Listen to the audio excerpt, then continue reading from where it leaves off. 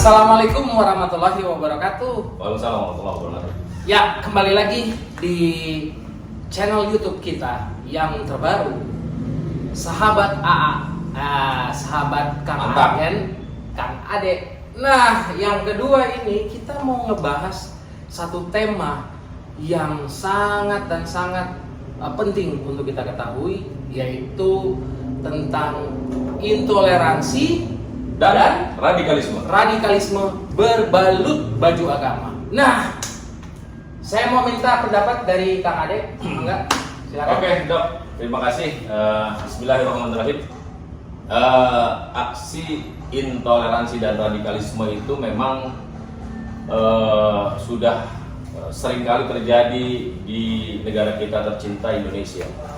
Jadi hal ini memang menjadi catatan penting untuk kehidupan berbangsa dan bernegara di Indonesia. Permasalahannya adalah pemahaman tentang agama yang salah, Bro. Ada contohnya? Contohnya ya banyak ya.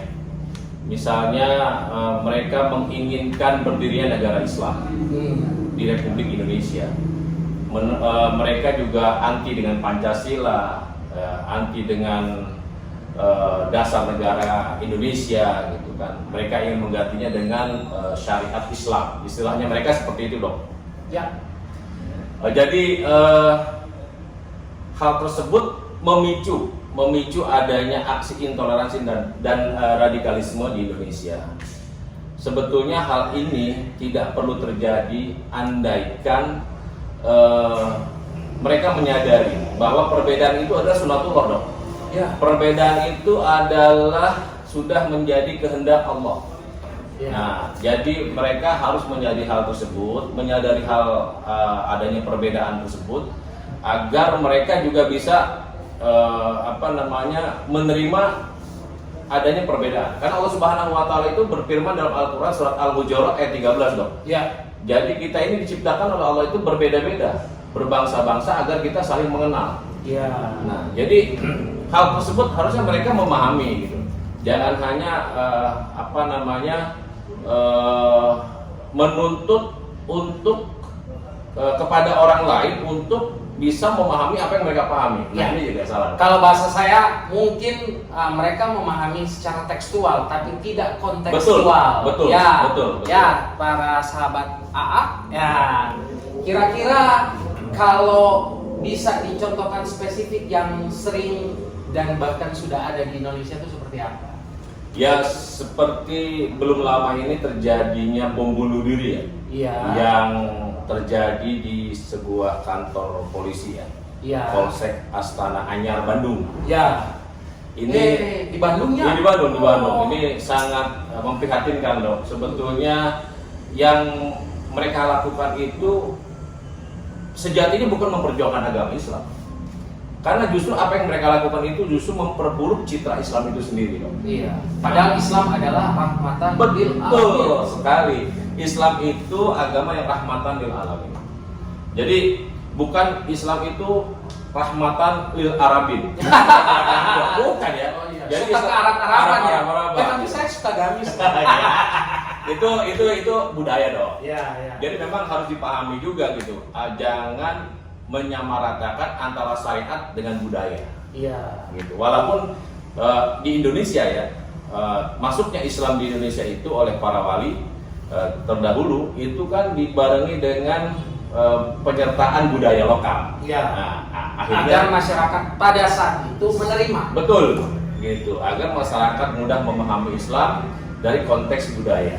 Iya. Nah, andaikan dulu para wali itu mendakwahkan Islam dengan cara-cara seperti sekarang nih, orang-orang yang tanda kutip intoleran dan radikal, mungkin bangsa kita belum mayoritas agama Islam, Dok. Iya, seperti itu, ya kan? Dengan sedikit-sedikit bid'ah, sedikit-sedikit syirik, sedikit-sedikit kafir, gitu kan? Padahal hal tersebut malah akan yang tadi saya bilang memperburuk citra Islam, seperti itu. Jadi sebenarnya menjadi PR buat kita ya, umat Islam yang ada di Indonesia sebenarnya bisa menjadi tauladan, ya, Betul. bisa menjadi contoh Ya. buat umat-umat yang agama lain. Ternyata Islam di Indonesia itu ramah, Hidup damai. hidup damai, Berdampingan. berdampingan Betul. dalam satu kebinekaan. Setuju, betul dong. Jadi kalau masih ada pertanyaan, silakan isi komen di channel ini ya. Nah, ini juga dok perlu disampaikan juga bahwa masuknya Islam transnasional ke Indonesia. Apa itu transnasional? Islam transnasional itu adalah Islam yang datangnya dari luar Indonesia. Ya. Jadi Islam dari Arab lah sebutnya Ya. seperti itu. Tapi kan memang Islam dari Arab. Betul. Maksudnya begini, Islam yang tidak mengenal budaya lokal.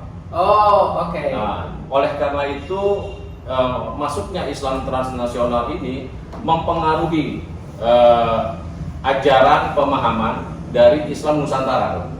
Iya. Ya, ada beberapa yang mereka anggap budaya atau adat yang sebetulnya secara syariat tidak melanggar aturan Islam, yang mereka salah-salahkan, yang mereka bid'ah-bid'ahkan, yang mereka syirik-syirikan, bahkan ada yang mengkafirkan. Ini yang sangat berbahaya sebetulnya buat bangsa kita.